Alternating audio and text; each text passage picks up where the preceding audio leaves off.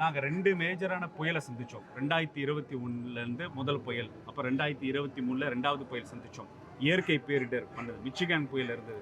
அப்போல்லாம் ஒரு தடவை கூட தலை காட்டாத பாஜகவில் மத்திய அமைச்சர்கள் தேர்தல் காலகட்டத்தை மட்டும் வந்து தலை காட்டுறது எந்த விதத்தில் நாயன்னு கேட்குறேன். நம்ம 37,000 கோடி ரூபாய் கேட்டோம், நம்ம பாதிப்பு ஏற்பட்டு. தமிழ்நாட்டு முதல்வர் இங்கே இருக்க மாநிலத்தில் இருக்க வருவாய் விட்டு பேரிடர் காலத்தில் சமாளிக்கிறார்.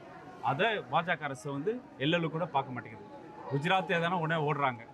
எல்லா வகையான ஒன்றிய அரசோட திட்டங்களும் நிதி மூலம் இந்த மாதிரி மாநிலங்களுக்கு கொடுக்குறாங்க தவிர வளர்ச்சி அவங்க காட்டவே இல்லை. ஆனால் இந்த அளவுக்கு மோசமான எங்களுக்கு ஓட்டு போட்டால் தான் எங்களுக்கு திட்டங்கள் கொடுப்போம்னு சொல்கிறது யாரோட திட்டங்கள், யாரோட வரிப்பணம்? நம்ம தமிழ்நாடு தான் அதிகமான வரிப்பணம் ஜிஎஸ்டி மூலம் கொடுக்குது, தனிநபர் வருமானத்தை கொடுக்குது.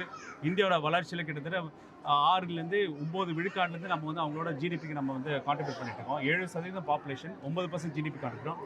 நம்மளோட வரியை கொண்டு போய் வச்சுக்கிட்டு நம்மக்கிட்ட வந்து திட்டங்கள் கொடுக்காம இருக்கிறது எந்த விதத்தில் நியாயம்? இந்த போக்கு வந்து வன்மையாக கண்டிச்சிருக்காரு நம்ம தமிழ்நாட்டு முதல்வர்.